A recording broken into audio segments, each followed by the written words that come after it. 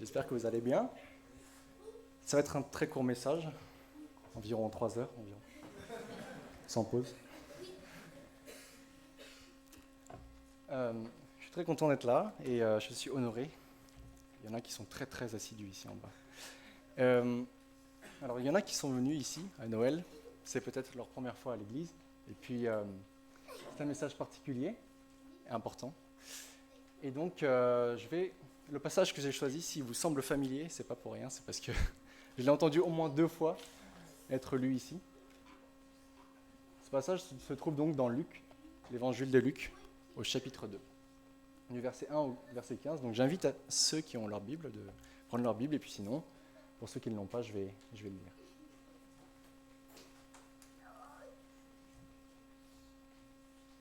À cette époque-là, parut un édit de l'empereur Auguste, qui ordonnait le recensement de tout l'Empire. Ce premier recensement eut lieu pendant que Quirinius était gouverneur de Syrie. Tous allaient se faire inscrire, chacun dans dans sa ville d'origine. Joseph aussi monta de la Galilée, de la ville de Nazareth, pour se rendre en Judée, dans la ville de David, appelée Bethléem, parce qu'il était de la famille et de la lignée de David. Il y alla pour se faire inscrire avec sa femme, Marie, qui était enceinte. Pendant qu'ils étaient là, le moment où Marie devait accoucher arriva. Et elle mit au monde son fils premier-né. Elle l'enveloppa de lange et le coucha dans une mangeoire, parce qu'il n'y avait pas de place pour eux dans la salle des hôtes. Il y avait dans la même région des bergers qui passaient la nuit dans les champs pour y garder leurs troupeaux. Un ange du Seigneur leur apparut, et la gloire du Seigneur resplendit autour d'eux. Ils furent saisis d'une grande frayeur. Mais l'ange leur dit : « N'ayez pas peur, car je vous annonce une bonne nouvelle, qui sera une source de grande joie pour tout le peuple. Aujourd'hui, dans la ville de David, il vous est né un sauveur, qui est le Messie, le Seigneur. Voici à quel signe vous le reconnaîtrez. Vous trouverez un nouveau-né enveloppé dans des langes et couché dans une mangeoire. » Et tout à coup, une foule d'anges de l'armée céleste se joignit à l'ange. Ils adressaient des louanges à Dieu et disaient : « Gloire à Dieu dans les lieux très hauts, paix sur la terre et bienveillance parmi les hommes. » Lorsque les anges les eurent quittés pour retourner au ciel, les bergers se dirent les uns aux autres : « Allons jusqu'à Bethléem pour voir ce qui est arrivé, ce que le Seigneur nous a fait connaître. » Amen.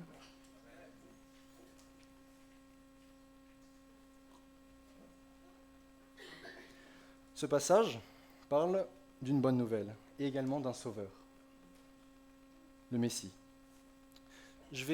On va faire un petit focus sur ces deux termes-là pour ce culte spécial. Donc, à travers l'Ancien Testament, nous pouvons voir qu'effectivement, le peuple juif a dû faire face à des périodes d'oppression, d'exil, de guerre. Et à plusieurs reprises dans l'histoire, Israël donc a désobéi à Dieu, mais Dieu a toujours été fidèle. Il a toujours démontré son amour et sa miséricorde. À chaque fois que Israël s'est repenti de ses péchés, à chaque fois qu'il est revenu vers Dieu, Dieu a envoyé un juge, a envoyé un roi, afin que son peuple soit délivré. Mais il y avait particulièrement une personne que Dieu a promis d'envoyer à son peuple. C'est justement le Messie, avec un grand M, un sauveur, avec un grand S. C'est le sauveur ultime, selon ce que Dieu avait promis. Et Dieu a laissé ainsi, à travers tout l'Ancien Testament, composé de la Torah, des livres de Moïse, des psaumes, des proverbes, des prophètes, des livres des prophètes, de multiples indications concernant le Messie, afin qu'il soit reconnu. Par exemple, je vais simplement vous prendre deux de ces indications, deux de ces prophéties qui ont été données dans l'Ancien Testament. Et ceux que j'ai choisis ne sont pas anodins, c'est simplement parce que ce sont ceux qui sont dans le passage que j'ai lu tout à l'heure, en Luc chapitre 2. Donc le premier, par exemple, sur le lieu de naissance. Dans le texte de Michée, au chapitre 5, Michée qui était un prophète, comme vous le rappelez tout à l'heure, Jean-Paul, qui a vécu 7 siècles avant Jésus-Christ. Je lis le passage en question. « Et toi, Bethléem, Ephrata, qui est petite parmi les villes de Juda, de toi sortira pour moi celui qui dominera sur Israël. et dont l'origine remonte loin dans le passé, à l'éternité. J'ai mis une petite carte sur le chemin que représente le voyage qu'ont entrepris Joseph et Marie. Donc vous voyez qu'ici, Nazareth, Bethléem, à 150 km, à Dodane, avec une femme enceinte, je vous laisse imaginer le temps que ça peut prendre. Donc ça concerne le lieu de naissance, Bethléem, qui a été annoncé depuis le prophète Michée. Il y en a un second, c'est sur la condition de vie de Jésus. Comment est-ce qu'il allait être accueilli dans son peuple? Comment est-ce qu'il allait vivre? Quel était son accueil parmi le peuple? Je vais lire un passage du prophète Ésaïe, qui a également été cité tout à l'heure, qui a également vécu 7 siècles avant Jésus-Christ. Il se trouve dans le chapitre 53, au verset 3 à 5. Je lis. « Méprisé et délaissé par les hommes, homme de douleur, habitué à la souffrance, il était pareil à celui face auquel on détourne la tête. Nous l'avons méprisé, nous n'avons fait aucun cas de lui. Pourtant, ce sont nos souffrances qu'il a portées, c'est de nos douleurs qu'il s'est chargé, et nous l'avons considéré comme puni, frappé par Dieu et humilié. Mais lui, il était blessé à cause de nos transgressions, brisé à cause de nos fautes. La punition qui nous donne la paix est tombée sur lui. Et c'est par ses blessures que nous sommes guéris. » Je ne sais pas si vous avez déjà une image en tête qui vous vient concernant ce passage. Effectivement, Jésus, qui est le Sauveur, qui est le Messie qui était attendu, a dû vivre toutes ces annonces, toutes ces prophéties qui ont été données le concernant le Messie. Et il est bien donc le Messie qui était attendu. Il est donc bien le Messie qui était attendu. Et c'est pour cela, à la fin de sa vie, sur la croix, lorsqu'il a été crucifié, avant d'expirer, il dit « Tout est accompli ». Car entre autres, il a effectivement accompli toutes les prophéties qui ont été annoncées concernant le Messie, puisqu'il est le Messie.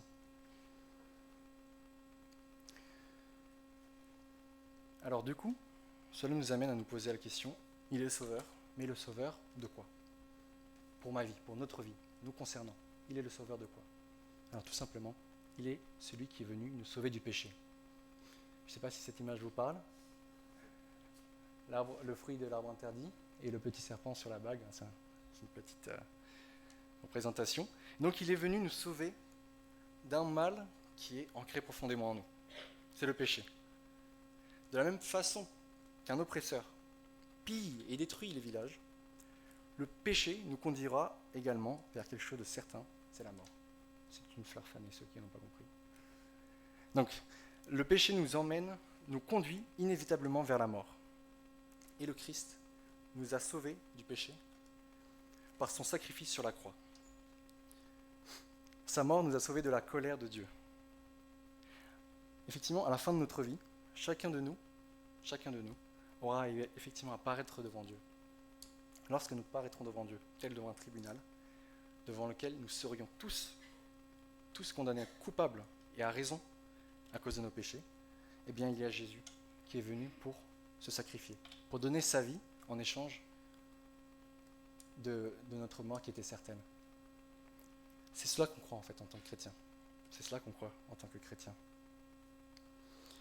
Je ne vais pas rentrer dans le détail du « est-ce que je suis pécheur ?» Je pense que chacun peut s'examiner. Chacun peut s'examiner. Et celui, et là je lis un passage qui se trouve dans le livre de Jacques, celui qui désobéit ne serait-ce qu'à un seul commandement de la loi de Dieu, et même s'il obéit à tous les autres, se rend coupable à l'égard de toute la loi. Donc effectivement, tous ont péché. Et tous sont privés de la gloire de Dieu. Et ils sont déclarés justes par sa grâce, par la grâce de Dieu. C'est un don que Dieu leur fait par le moyen de la délivrance apportée par Jésus-Christ. Romains 3, versets 23 à 24. C'est un passage que en fait, je viens de lire simplement dans le Nouveau Testament. Voilà. Face à cette nouvelle, face à ce que je viens de vous annoncer, le péché qui concerne tout le monde, le fait que nous soyons sauvés, je vous relis simplement alors le passage que l'ange a donné. L'ange dit au berger, « N'ayez pas peur, car je vous annonce une bonne nouvelle, qui sera une source de grande joie pour tout le peuple. Aujourd'hui, dans la ville de David, il vous est né un sauveur, qui est le Messie, le Seigneur. » Amen. Car là où nous étions condamnés à la mort, il nous a libérés. Il a effectué le combat contre le péché pour nous. Il l'a fait à notre place. Cette déclaration, ce don, est un cadeau gratuit, qui est intemporel et qui est universel. Il concerne tout le monde et en tout temps, en réalité. Face à cette déclaration, et à notre échelle, qu'est-ce que nous on peut faire? Voici l'invitation que je vous donne. Vous voyez, tout à l'heure, quand on a lu le passage en Luc 2, les anges se sont révélés aux bergers, et les bergers ont fait quelque chose. Ils sont allés voir. C'est exactement l'invitation qui est donnée ici, dans la Bible. C'est d'aller voir. C'est d'aller voir. Comment donc bénéficier de cette grâce qui est offerte? Ça commence par la repentance. Ça commence par la foi. Il s'agit de se détourner du péché, avoir confiance en Dieu, qu'il va nous sauver, que Dieu interviendra. La repentance et la foi sont deux faces d'une même pièce. Ils vont de pair. Si vous comptez sur Dieu, afin qu'il vous aide à vous détourner du péché, alors il va le faire. Il va vous sauver puissamment. Attendez-vous à ce que Dieu intervienne. Et il va le faire, j'en suis convaincu.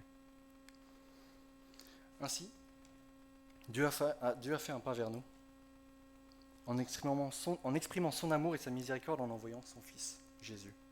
À présent, vous qui entendez ce message, nous pouvons faire un pas vers lui.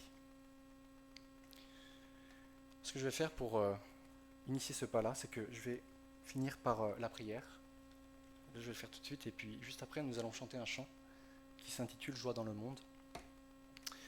Je vais prier, et puis je vais vous inviter, tous ceux qui sont ici, ceux qui connaissent le Seigneur déjà, prions dans notre cœur. Ceux qui ne le connaissent pas, joignez-vous à la prière, d'accord? Je vais prier. Seigneur, sonde-moi, ô Dieu, et connais mon cœur. Éprouve-moi et connais mes pensées. Regarde si je suis sur une mauvaise voie. Conduis-moi sur la voie de l'éternité. Seigneur, nous nous tenons ici aujourd'hui sans avoir absolument rien à t'offrir. Il n'y a rien qui puisse te plaire en nous. Au contraire, nous avons péché contre toi, contre ta loi. Nous t'avons désobéi. Mais par Seigneur Jésus, par toi Seigneur Jésus, tu nous as rendu la vie, tu nous as donné la vie. Tu nous as tout donné sans avoir rien mérité. Que tu puisses, Seigneur, te révéler à nous. Que tu puisses te révéler à nous, Seigneur. Nous qui te prions. Seigneur, nous voulons venir d'un cœur sincère, nous détourner de notre vie passée et tourner nos regards vers toi. Abandonner nos péchés qui nous éloignent de ta gloire. Et donne-nous la foi. Change nos cœurs. Purifie-nous. Je te le demande, mon Dieu. C'est en ton nom, Seigneur, que je prie. Amen.